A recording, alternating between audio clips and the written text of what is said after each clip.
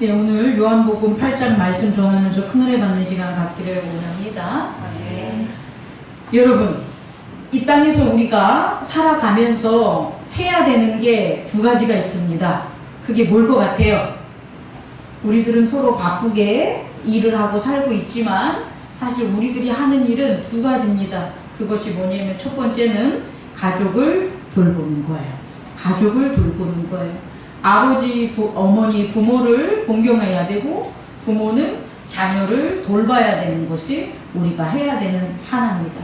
두 번째 하나는 뭐를 해야 되냐면 우리의 이웃들을 뭐 해야 되는 거예요? 상호작용을 해야 돼요. 갑자기 이웃들은 인문학적인데 상호작용은 사회학적 용어가 결합이 됐는데 좀 그렇죠? 뭐냐면 우리들은 혼자가 아니에요. 원래 혼자가 아닙니다. 우리들은 서로 연결되어 있는 하나예요. 하나. 어떻게 태양 하나만 있겠습니까? 지구도 있지 않습니까? 어떻게 바다 하나만 있겠습니까? 물이 있지 않겠습니까? 우리는 원래 연합된 하나인데 그것이 죄로 인해서 분리된 세상에 살기 때문에 우리들이 하는 것은 우리들을 찾아야 돼. 우리들의 이웃을 찾아야 되고 우리들의 형제를 찾아야 되는 거죠. 이거를 종교적인 용어로 번역을 하면 하나는 제단입니다. 제단을 쌓는 것은 뭐냐면 아버지를 가르쳐주는 거예요. 예수님께서 이 땅에 오셔서 두 가지 일을 하셨는데 하나는 아버지를 전해주셨어요. 아버지를 전해주시고 가르쳐주시는 것은 아버지를 우리들에게 뭐 하기 위해서? 만나게 하기 위해서. 아버지를 만나게 해주심으로 우리가 하나님의 자녀된 그 가족을 회복시키는 일을 예수님께서 하셨습니다. 두 번째, 예수님께서 하신 것은 뭐냐면 다 연합되어 있고 하나가 된 것을 가르쳐줬다는 거예요. 가르침. 다시 말해 예수님은 이 땅에서 가르치는데 그 가르치는 것들을 어떻게 가르쳤는가라는 것들을 오늘 요한복음 8장의 말씀을 통해서 깨닫는 귀한 시간 갖기를 원합니다. 다시 말해 예수님께서 이 땅에서 제단을 쌓아서 하나님께 예배하는 모습은 성경에 나와 있지 않지만 하나님이 찾으시는 자들에 대한 것, 또 하나님을 전하면서 아프고 죄 있는 자들의 죄를 없애주고 아픈 자들을 회복시키는 것들이 하나님의 제단에서 일어나는 일들을 예수님이 하셨다는 것.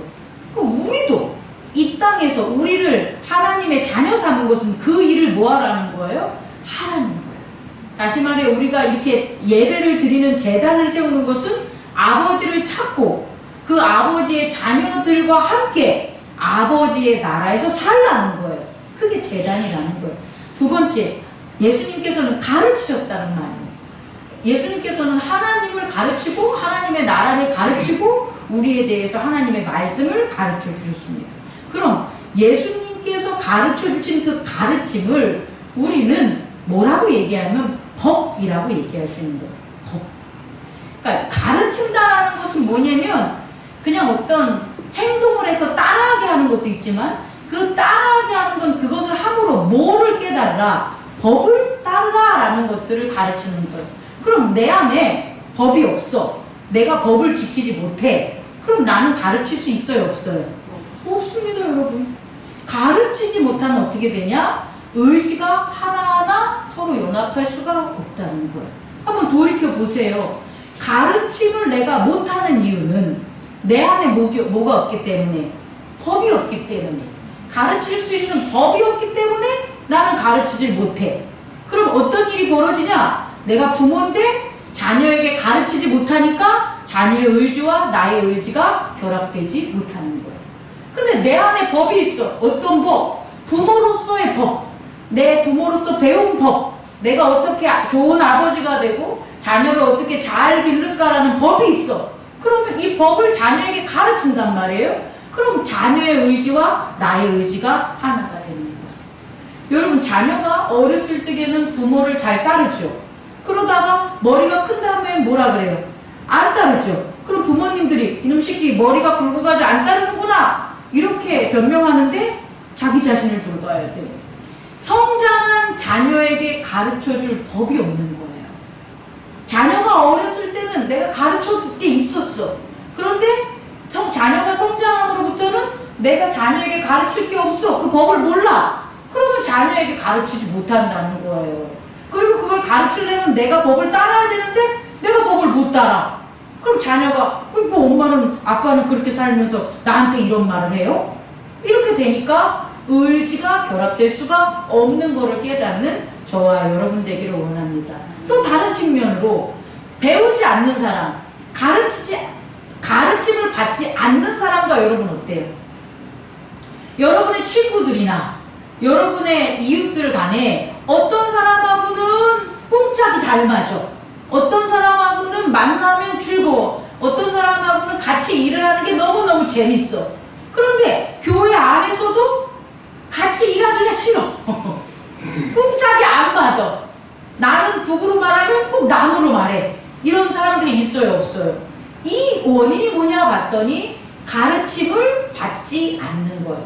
배우는 걸 받지 않는 거예요.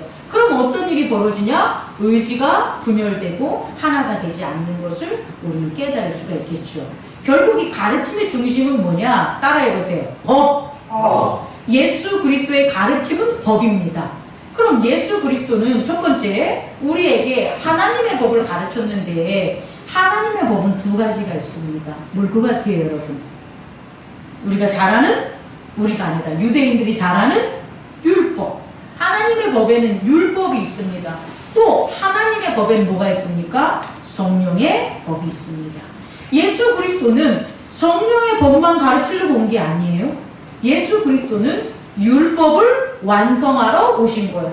다시 말해 예수 그리스도는 유대인들이 잘못 가르쳐줘서 완성할 수 없는 율법을 예수님께서 이 땅에 오셔서 바른 율법을 가르쳐 주심으로 율법을 완성함으로 참된 율법을 가르쳐 주셨고, 또 하나는 예수님께는 성령의 법을 우리에게 전해주시고 가르쳐 주심을 깨닫는 저와 여러분 되기를 원합니다. 다시 말해 우리는 두 가지 법을 따라야 되는데 하나는 뭐다? 율법. 또 하나는 성령의 법이라는 것을 깨닫기 바랍니다. 그렇다면 첫 번째 율법은 뭐냐라고 보면 율법은 바디, 몸의 사용이에요. 몸의 사용. 몸을 어떻게 사용하면 하나님이 좋아하실까? 그래서 율법의 기본이 되는 게 십계명이 돼요. 그럼 그 십계명은 뭐뭐 하지? 말라 말라 말라 말라 하라 하라 말라 말라 말라 말라 말라 4개 하라 2개 말라 4개가 이렇게 이 십계명이야. 그럼 이렇게 뭐를 하지 마는 게 하나님은 기뻐하시는 거고 뭐뭐를 하는 게 뭐가 되는 거예요? 하나님이 기뻐요. 그럼 그걸 뭐로 하는 거냐? 바디로 하는 거예요. 몸으로 하는 거예요. 생각과 행동으로. 그래서 율법은 생각과 행동의 옳음을 가르쳐 주는 거예요. 요렇게 하는 것이 생각과 행동이 옳은 거야. 요렇게 하지 않는 것이 너의 생각과 행동이 옳은 거야. 이걸 가르쳐 주는 게 뭐다? 율법이라는 것을 깨닫는 저와 여러분 되기를 원합니다. 그럼 다시 말해 율법의 기능은 어떤 게 나타나냐? 몸이 옳음을 드러내요. 그럼 몸이 옳은 것을 안 해. 율법 안에서. 그럼 어떻게 돼요? 몸이 정죄당하는 거예요. 너 유죄야. 너 죄가 있어. 이걸 영어로 말하면 컨빅트라고 그래요. 컨빅트. 그러니까 내가 잘못했구나. 내가 죄가 있구나. 이것을 뭐로 느끼는 거예요? 몸이 느끼는 거예요. 이것은 뭘 따를 때? 율법 안에서만 작용하는 거예요. 교회 안에서도 율법이 있는 거예요. 근데 교회 안에 율법이 작용하지 않으면 내 몸과 내 생각이 교회 안에서 어떤 일을 했는데도 너 잘못했어, 커미트, 너 유죄야 라는 걸 못 느껴. 그런데 교회 안에 율법이 작용하면, 여기서 율법은 유대인들의 율법을 얘기하는 건 아니에요. 교회 안에 우리의 몸이 지켜져야 하는 법이 있는 곳에는 어떤 일이 가냐? 우리 몸이 그것을 할 때에 컴퓨터를 느껴요. 자, 보십시오. 어떤 교회를 가면 반바지를 입고 예배를 드리는 사람들이 있어요. 정말 있어요. 그런 걸 다 나시를 입고 하여튼 난 반바지 입고 예배를 드리는 걸 봤어. 또 어떻게 하냐면은 막 다리를 막 이렇게 올려놓고 발가락에 막 만져가면서 예배를 드리는 그런 걸 봐요. 또 어떤 사람은 막 목사님이 설교하는데 뭐 하고 있냐면 막 종이로 막 연필로 적어가면서 이거 했다. 아 이게 내가 한 20절 7번 교회 다닐 때 어떤 장로님이 있는데 맨날 앞에 앉아가지고 적는데 맨날 그냥 적으면 돼. 딱딱딱 알죠? 그 볼펜 딱딱딱딱. 그 목사님 설교하면 얼마나 힘들까. 근데 그거를 그 교회의 율법이 교회의 법이 바디가 지켜야 하는 거 그거 아닙니다. 그렇게 하는 것은 우리 교회 법이 아닙니다. 이런 것들이 없으면 그곳에선 자기가 행동하는 게 유죄인지 몰라. 컴피트인지 몰라요. 그러니까 몸이 뭐하고 있는 거예요? 예배를 드리면서 죄를 짓고 있는 거예요. 그런데 우리가 몸의 사용에 대해서 옳고 그름을 아는 율법이 적용한다면 몸이 뭐하지가 않는 거예요? 죄를 저지르지 않는 거예요. 예배를 드리는데 예배를 드릴 때 하나님이 즐거워하라고 예배를 드려야지. 예배 드리러 와서 유죄 선고를 받으면 되겠어요? 안 되겠어요? 안 되겠죠. 그래서 교회 내에서도 법이 있습니다. 교회 내에서는 경건의 법이 있는 거예요. 다시 말해 우리의 육체를 예배 드릴 때는 사용하는 게 아닙니다. 뭘 위해서? 나를 생각과 내 행동대로 내 몸을 사용하는 게 아닌 하나님이 받으시는 몸으로 사용하는 게 교회의 법이라는 것을 깨닫는 저와 여러분 되기를 원합니다. 네. 이렇게 하면 어떤 일이 벌어지냐? 몸의 사용에 변화가 생기는 거예요. 그냥 내 몸을 내 마음대로 알지 못하게 사용하는 것이 아니라 이렇게 몸을 사용했더니 이러한 변화가 있어 라는 거죠. 예배를 드릴 때 몸을 이렇게 율법에 따라 드렸더니 내 마음대로 내 생각대로 행동하지 않았기 때문에 하나님이 즐거워하셔. 목사님이 즐거워하셔. 성도들이 죄를 안 져. 근데 그거 안 하고 내가 와가지고 그냥 저 뒤에서 똑딱똑딱 하면 말은 안 해도 다들 뭐 하는 거예요? 아유 저 새끼 나오지 말았으면 아우 저거 꼴 보기 싫어. 다 죄를 짓게 만드는 일들을 하는 거예요. 이것을 꼭 깨닫는 저와 여러분 되기를 원합니다. 두 번째는 뭐냐? 성령의 법이에요. 예수님께서는 우리에게 성령의 법을 가르쳐 줬는데 성령의 법은 의지의 사용에 대해서 가르쳐 주는 거예요. 다시 말해 성령은 이 의지가 옳은 거야, 이 의지가 옳지 않는 거야 라는 것을 가르쳐 주는 게 무슨 법이다? 성령의 법이라는 거예요. 그래서 성령의 법은 겉으로 드러나지 않아요. 성령의 법은 우리 안에서 작용하기 때문에 각자만 알아요. 각자만 내 성령의 법이 내 의지에 작용하기 때문에 어떤 이는 우리 이 다음에 설명해야 되는데 양심의 가책을 느끼지 않아. 어떤 이는 동일한 상황에서. 그런데 어떤 이는 뭐예요? 양심의 가책을 느껴. 그럼 이 문제는 뭐냐면 양심이 컨셔스가 뭐 하는 거냐면 유죄야 이걸 느끼는 거예요. 내 양심이 내가 죄를 졌어 유죄야 이걸 하는 게 양심의 가책이라는 거예요. 그런데 어떤 사람은 양심의 가책을 느끼는데 어떤 사람은 양심의 가책을 못 느낀다는 거예요. 그건 뭐의 법의 작용이냐면 성령의 법의 작용이라는 거예요. 교회 안에서 어떤 사람은 저는 죄인입니다 하면서 맨날 찔리고 살아가는 사람이 있는데 어떤 사람은 내가 뭘 잘못했지?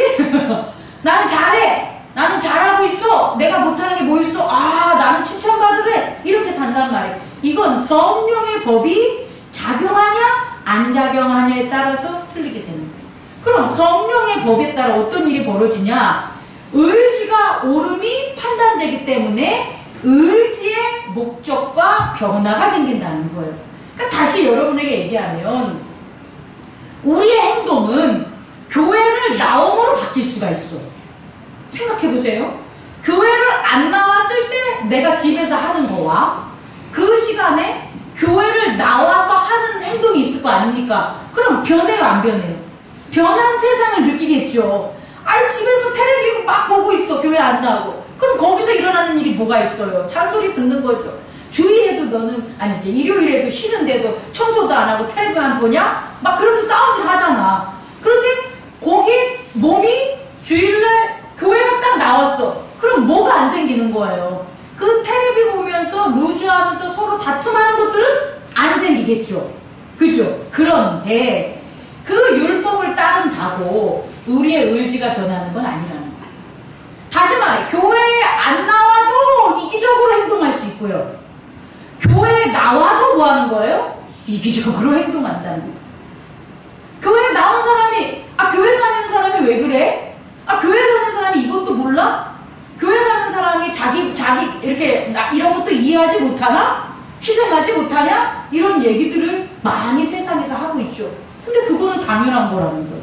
왜? 교회 안에서 예배를 통하여 가르침을 통하여 뭐가 작용하지 않으면 성령의 법이 작용하지 않으면 안다 모른다 의지는 그대로다.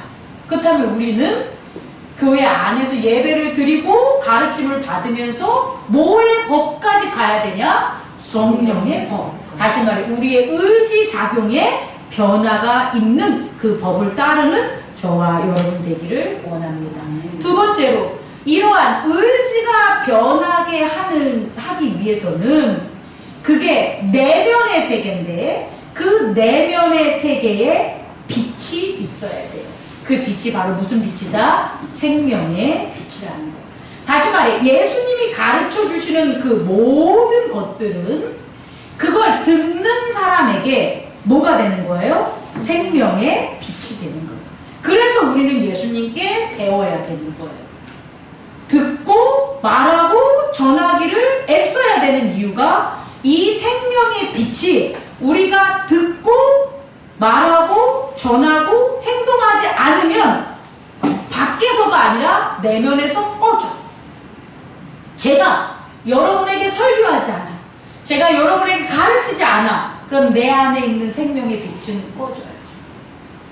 우리 유 목사님께서 목사님 되셔서 가르치고 예배하고 설교하는 것들이 늘어나. 그러면서 유 목사님의 내면의 세계의 생명의 빛은 밝아지는 거예요. 여러분 이해할 수 있겠습니까? 우리가 단순히 듣고 말하고 가르치는 게 밖에서 작용하는 것 같지만 말씀에 있어서는 어디서 작용하는 거다? 우리의 내면에. 왜? 이 내면의 세계에 말씀을 듣고 말하고 전할 때 우리 내면의 세계에 말씀이 머무니까 그 말씀은 그리스도요. 그리스도는 항상 하나님과 함께하는 하나님이라는 것을 깨닫는 저와 여러분 되기를 원합니다. 그럼 이 두 번째로 이 생명의 빛이 우리 안에서 어떤 역할을 하냐 봤더니 첫 번째 의지를 밝힌다는 거예요. 의지가 밝아지는 거예요. 이건 의지가 지가 빛이 빵 나는 게 아니라 의지가 어둠 속에 있다가 빛을 보는 거예요. 여러분의 의지가 빛을 봐. 그럼 그 빛 때문에 내가 지금 잘못했구나를 깨달을 수가 있는 거예요. 빛이 없어. 우리 안에 생명의 빛에 밝음이 없어. 그럼 우리의 의지가 내가 잘못했구나를 안다 모른다? 모른다는 거예요, 여러분. 다시 말해 그리스도의 생명의 빛은 우리 안에서 밝게 만들어줘서 의지가 뭐 할 수 있게 만든다? 볼 수 있게 만든다. 그런데 의지가 뭘 볼 수 있냐 이제 중요하죠. 의지가 빛이 없을 때는 나밖에 안 보여.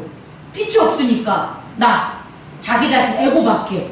그런데 생명의 빛이 딱 비치면 뭐가 보이냐? 아버지가 보이는 거예요. 하나님이 보이는 거예요. 형제가 보이는 거예요. 그래서 하나님이 좋아하는 게 뭔가가 바로 내게 유죄냐 무죄냐를 알게 하는 거예요. 하나님이 좋아하는 걸 아니까 이걸 안 했어. 우리가 의지가. 그럼 나는 잘못한 거야. 근데 하나님이 싫어하는 것을 했어. 그럼 내가 그걸 보게 된 거죠. 그럼 내가 뭐 하는 거야? 의지가 그걸 안 하게 되니까 또 즐거운 거예요. 여러분 이 생명의 빛은 우리 안에서 의지를 밝혀준다. 다시 말해 예수 그리스도 안에서 그의 가르침을 우리가 받으면 우리 안에 뭐가 작용하냐? 빛이 작용한다. 원한다는 걸 꼭 깨닫는 저와 여러분 되기를 원합니다. 교회 다니는 성도 중에 잘 배우는 사람이 있어요.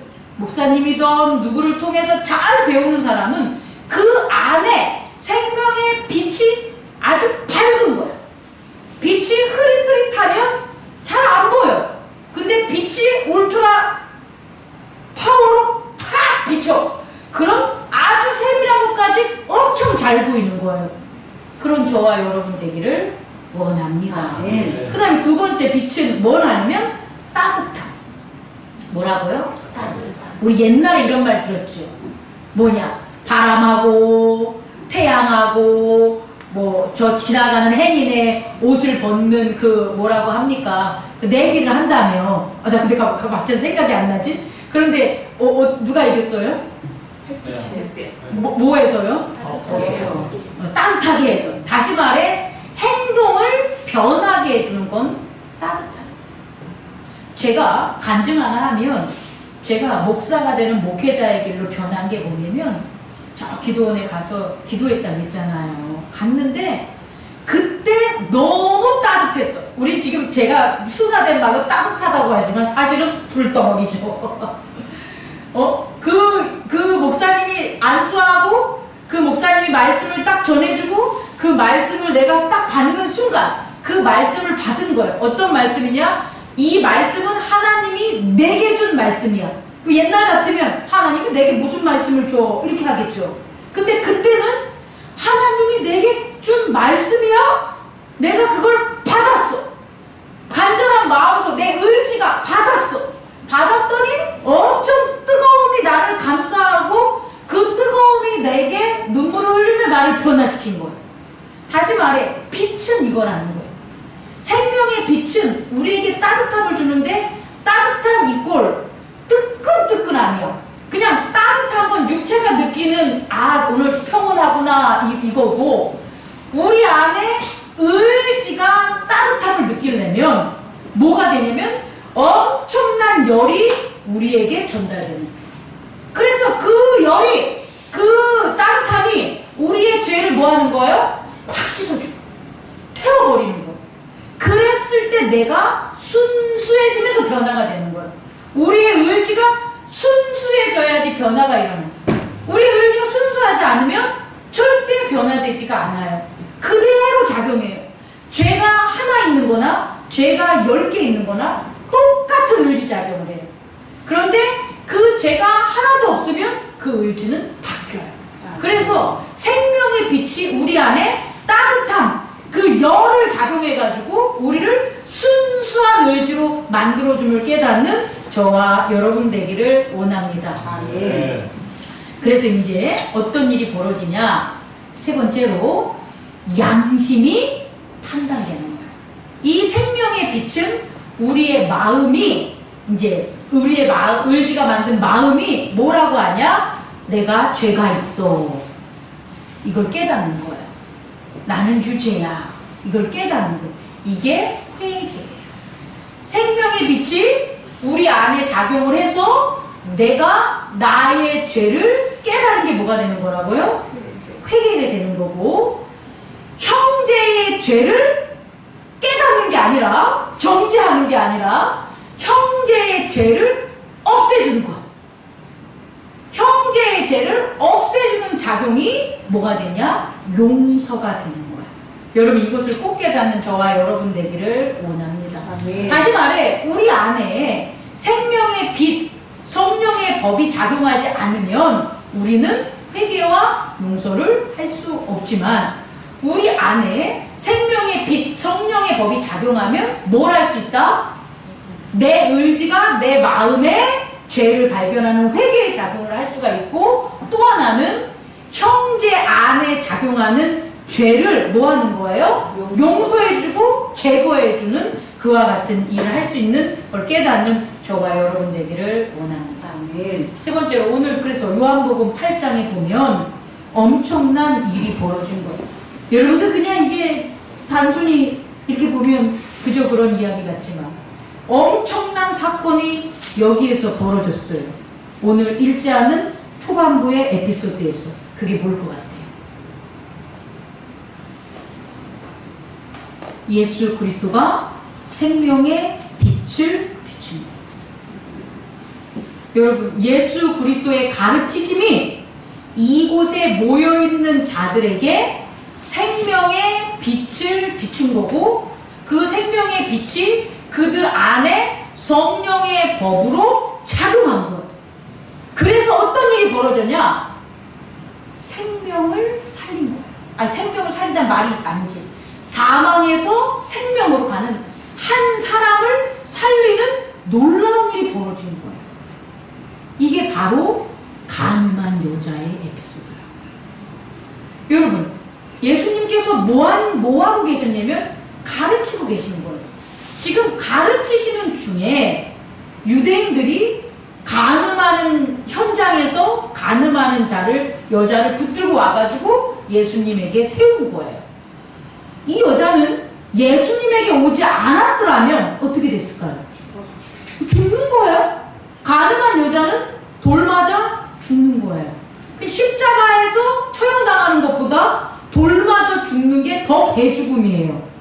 이해할 수 있겠습니까? 모든 사람들에게 죽임을 당하는 거잖아요. 그게 이 여자예요. 근데 이 여자를 예수님을 시험하려고 끌고 왔어요.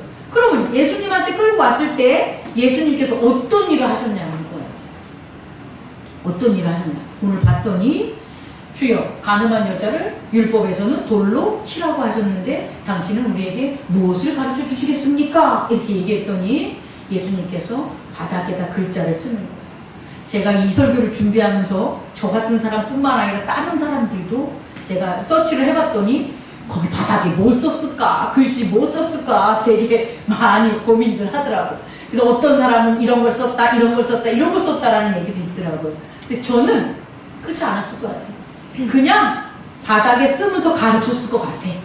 예수님이 가르칠 때 우리가 칠판에다가 가르치는 것처럼 바닥에다가 우리 칠판이 없으니까 가르치는 거. 근데 가르치고 있는데 와서 하는데 그걸 끊진 않았을 것 같아요. 그 사람이 중도에 왔으니까 니들이 와서 떠들어라 이제 예수님이 하던 걸 계속 했었을 것 같아요. 그랬더니 이 사람들이 뭐라냐면 자기들이 이 여자를 어떻게 해야 됩니까 했는데 예수님이 꼼짝도 안 하길라. 바닥에 글씨만 쓰길라요. 그러니까 다시 뭐 하는 거예요? continued. 계속해서 또 물어보는 거예요. 이거는 뭐냐면 이걸 계속 뭐 한다는 거예요? 이 여자 어떻게 할 거예요? 이것을 계속해서 주장한 거라는 거예요. 이 여자가 가늠하다 잡혀갔는데 당신은 어떻게 할 거예요? 또! 이 여자 어떻게 할 거예요? 계속 이렇게 한 거죠. 그럴 때 예수님이 뭐라고 하냐면 일어나셔가지고 그들에게 얘기합니다. 뭐라고요? 죄 없는 자가 먼저 돌로 쳐라.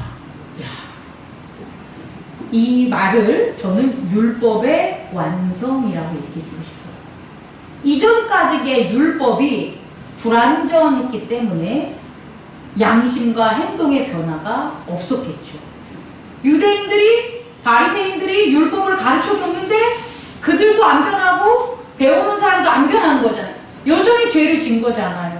그런데 이 예수님의 말씀이 이게 예수님의 하늘의 법을 가르친 건 아니라는 거예요. 죄 없는 자가 뭐라는 거예요? 먼저 돌로 쳐라. 그럼 돌로 치라는 것은 뭐가 되는 거예요? 율법에 나오는 거잖아요.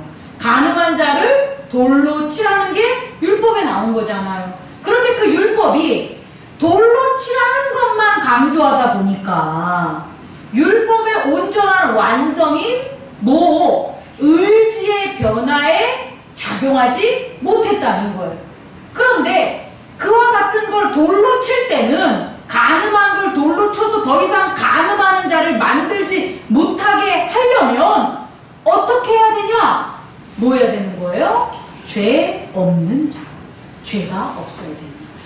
다시 말해 우리가 예수님이 지금 이 말씀을 하신 건 뭐냐라고 보면 그들의 행동을 변화시키려고 야 불쌍한데 그냥 그럴 수도 있겠지 그냥 내버려 둬라 이렇게 얘기해서 그들이 죽일 사람을 안 죽일 거냐는 거예요. 아니면 야 그냥 쳐 죽여 가늠한 건 죽여야지. 그럼 그들이 쳐 죽였어. 그럼 다시는 가늠한 여자들이 안 나오겠냐는 거예요.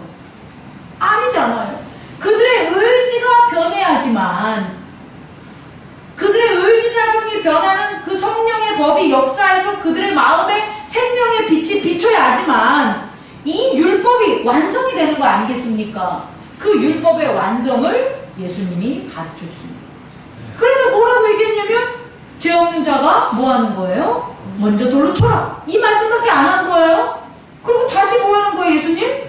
땅바닥에다 글씨 쓰고 계시는 거예요. 그런데 고개를 들고 일어났더니 다들 없어져 버렸어. 더 이상 여자를 어떡할까요? 어떡할까요? 하는 소리가 그쳤겠죠. 예수님께서 일어나셔가지고 다들 어디 갔니? 이렇게 부른 거 아니에요. 다들 어디 갔니? 다들 갔어. 근데 그들이 왜 갔다는 거예요? 양심의 가책을 느꼈다는 거예요. 그들의 컨셔스가, 그들의 양심이 컴비트해졌다는 거예요. 이게 어떻게 가능해? 여러분,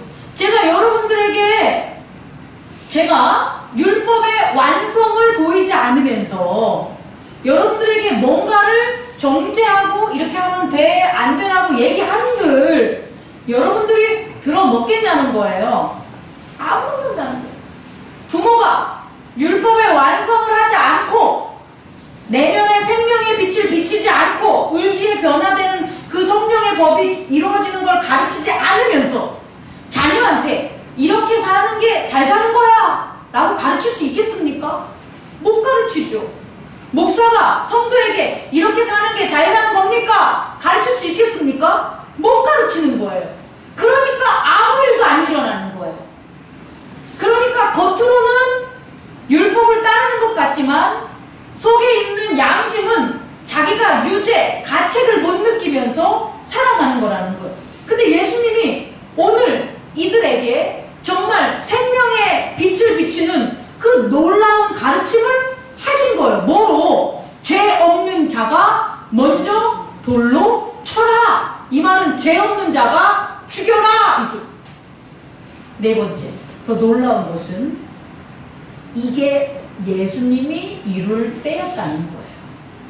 지금은 예수님의 때가 아니기 때문에 죄 없는 예수님이 여자를 돌로 쳐서 죽이지 않았지만 예수님의 때가 되면, 그게 심판의 때, 인자가 오시는 그때가 되면 예수님은 죄가 없으신 분이니까 그때에도 컨션트가 뭐하지 못한 사람, 생명의 빛을 보지 못해서 성령의 법을 따르지 못함으로 가늠한 자들은 그때 돌로 쳐맞아 죽는 겁니다.